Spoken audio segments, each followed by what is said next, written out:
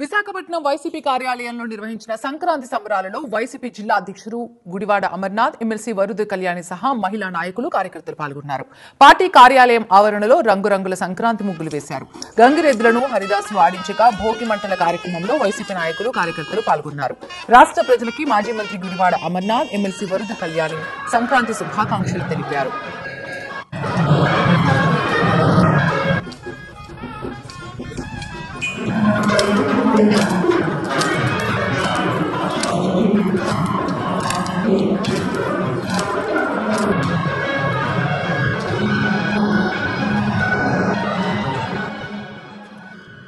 కూటమి ప్రభుత్వం రైతులని ఆదుకోవడంలో విఫలమైందని, డిసెంబర్లో జరగాల్సిన చెరుకు క్రషింగ్ ఇప్పటికీ మొదలు కాలేదని, దీంతో ఉమ్మడి విశాఖ జిల్లాలో చెరుకు రైతులు నష్టపోతున్నారని, ప్రభుత్వం వెంటనే చెరుకు రైతులను ఆదుకోవాలని అమర్నాథ్ కోరుతున్నారు.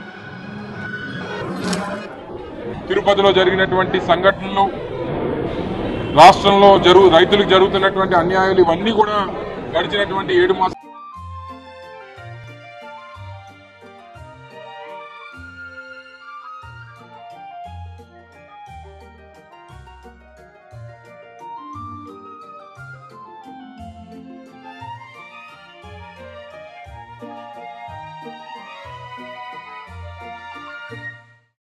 చూస్తూ ఉన్నాం.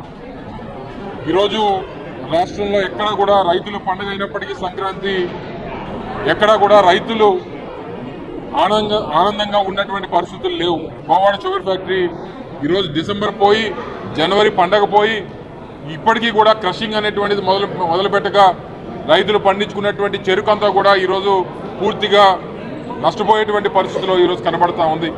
దాని గురించి మాట్లాడేటువంటి వారు లేరు, దాన్ని పట్టించుకునేటువంటి వారు లేరు.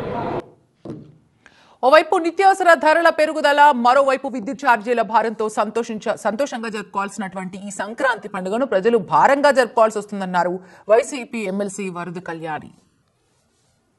ఈ సంవత్సరం మాత్రం ఈ కూటమి ప్రభుత్వం అధికారంలోకి వచ్చాక సంబరాలతో జరగాల్సిన ఈ సంక్రాంతి పండుగ భారంగా జరుపుకునే పరిస్థితిని కల్పించిందని చూసి చాలా బాధగా ఉంది. ఇవన్నీ ధరలు పెరిగిపోవడమే కాకుండా ఇంకోవైపు విద్యుత్ ఛార్జీలు భారం, అలాగే రిజిస్ట్రేషన్ ఛార్జెస్ భారం, అన్ని రకాలుగా ధరలు పెంచేశారు, ఖర్చులు పెంచేశారు. సంపద సృష్టి అని చెప్పి ఎటువంటి సంపద సృష్టి చేయకుండా